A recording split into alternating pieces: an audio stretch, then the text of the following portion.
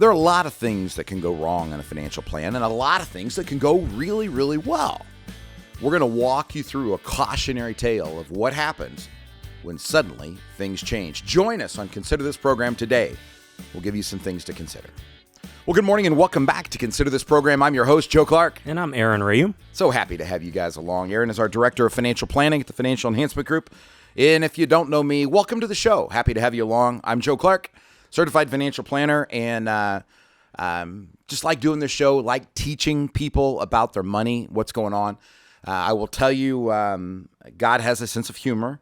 I grew up in Muncie until I was 16, moved into Otterburn, Indiana, which is right outside of West Lafayette. All my friends went to Purdue. I wanted to go to the Big Red Machine, to go to law school, to become an estate planning attorney. While I was there back in 1985 and 86, Reagan changed the tax code. Didn't need to do the estate planning part anymore, but it has still been a passion of mine. And oddly enough, I wound up not only going to Purdue, teaching at Purdue. So for 14 semesters, 7 years, 2008 to 2015, I taught the capstone course in financial planning to a bunch of about 250 seniors over the period of that time. 5 of them work for the Financial Enhancement Group today, so it was really a good deal. Not complaining in any way, shape, or form. But there was a bad snowstorm in 2009 or 10, and I couldn't get to and I didn't want the students risking their lives any more than me. I live in Anderson, so for those of you that are out of state, it's about 93 minutes away, approximately. And so I texted the students and I said, "Here's the deal. I'm going to do the radio show for you this weekend. I'll give you a test next weekend. Do not come to class. This is just too dangerous." And we had more response that week from you guys, from you listening to the show than we've had from ever. And so we've turned the show into the best of our ability, an educational format. I want to give you really things that you need to consider. If you want to do this on your own, it's your business. If you're looking for a fiduciary, that's our business, right? But this is not a half-baked issue. Here are the things that you really, really, really need to consider. So Aaron and I put together a case, and we're going to walk through. So go ahead and read them the case, and we'll go from there. Yeah, the way we set this up is so that it can affect all different avenues of life, from income, from health. And so what we are looking at is we have a 67-year-old on the way home from the grocery store, sees a dog in the road and does the right thing and decides to swerve to miss the dog, and they're in a bad situation and on the way to the hospital, and that's the last thing that they can remember. So, who does what, when, and what are the next steps of the responsibilities that are going to take place? So question number 1 is, how prepared do you believe you are if that was a dog and you went through the same thing? What do you need to think about first? And here's where Aaron and I are going to walk you through.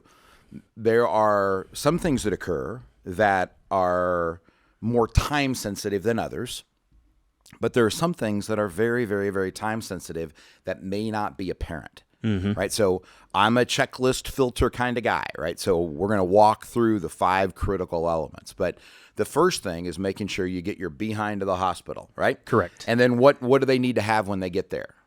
When do they get to the hospital? When they get to the hospital, what document should somebody have? Power of attorney. The power of attorney and healthcare directive, right? Yep. To be able to say, okay, this is the person making decisions for you. Now, I've had people argue with me this. I'm not an attorney.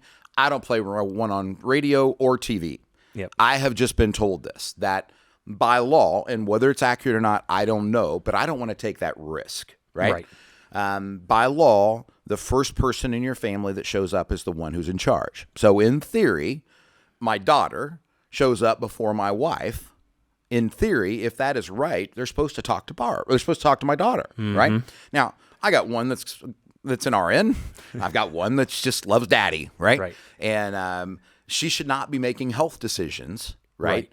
The nurse one, okay, possibly, right? But you want to be able to declare that, so you need to have a healthcare directive. Now, the world is changing, right? So I'm very, very, and I don't know about you guys, but the older I get, the more sensitive my nose is, right?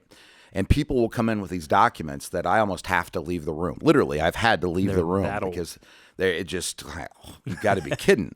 Things change all the time, right? And there's this neat thing called the cloud, right? The cloud can store all of your documents. So Yeah. I don't expect you to have your healthcare directive with you, but I do think you probably ought to put it on the cloud, right? That somebody has access to, or carry a thumb drive if you need to in your car, so that the hospital or the doctors, whoever they needed, could pull that off. So Yes.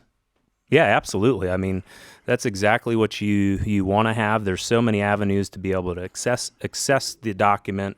Make sure your loved ones have a copy. Make sure it's saved in an email format. Make sure it's in the cloud. But the most important thing is to make sure that you have it, and the directives and wishes that you want are laid out clearly, so someone that is put in that situation does not have to make tough choices. And I don't know the last time.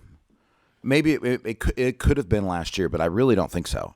I don't know the last time somebody left Indiana and went to Florida and didn't have to call us to get their documents, because they couldn't either get a hold of the attorney, or the attorney wouldn't send them. Yeah. Right. And we had to email them down you just there's no reason for this. Yeah, very good point. Even having your financial advisor or your fiduciary like us to have those documents is a huge, huge resource. Yeah. When we sit down with everybody, we get the documents, but that's because that's my passion, and I end up working with your estate planning attorney more often than you probably will. But that's just the way it is, right? So, all right. So we've been to the hospital, we've gotten fixed. Now we've got your life after work. Now what do we got to do? Well, it really just depends on, the type of illness. Is this extended to where other life issues are starting to happen, where who pays the bills, what happens with income. And so all of those things are still going to matter if you get into a situation to where it's a prolonged period of time. If it's a minor cuts and bruises and you get in and out of the hospital, that's perfect world scenario.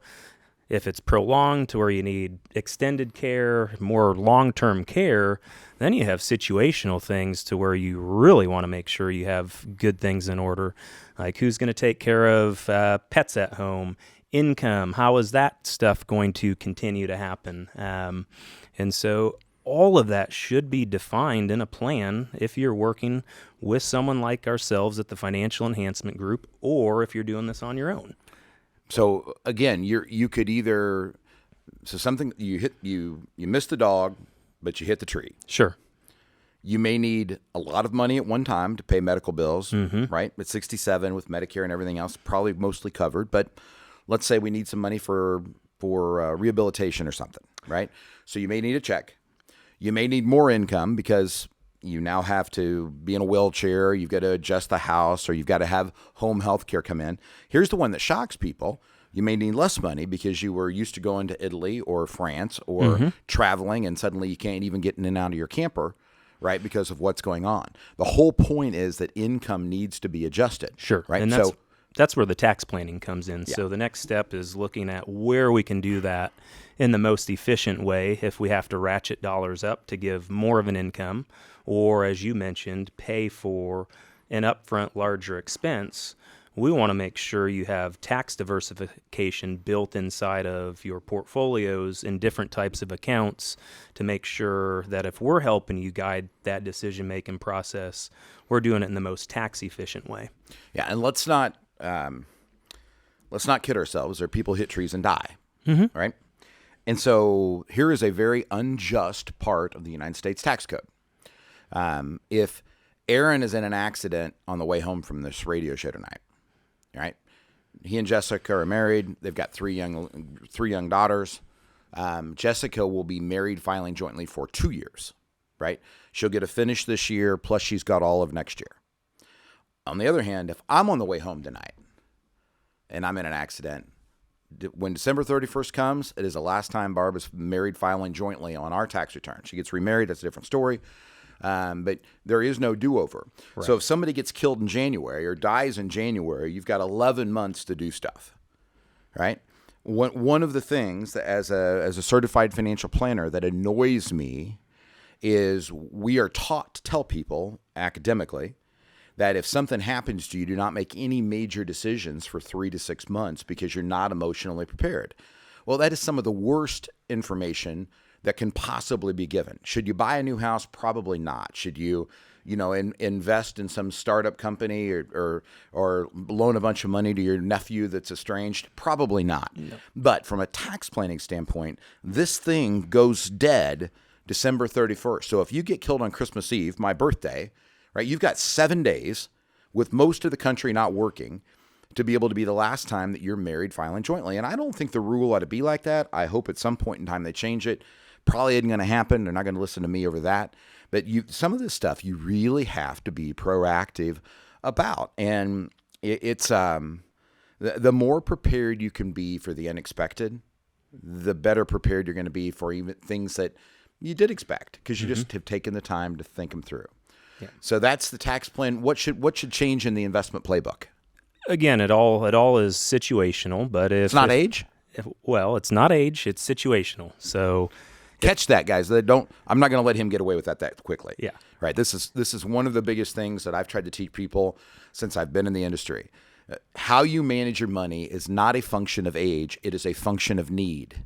Right. Very much. My so. youngest daughter's 24. She's going to graduate this year with her degree in nursing. I guess she's already technically done that. She's got to take the NCLEX or whatever they're called. Right. She needs money now. Right. I'm 54. Right. Still reasonably gainfully employed. Right. I don't need any money. It's going to be 15 years. The way that I would need to use my money is different than how she needs to use hers. And I think one of the biggest challenges that we've had is we've looked at people and we've said, well, you're 70, so you should do this. Or you're 60, you should do this. Malarkey. Very much so.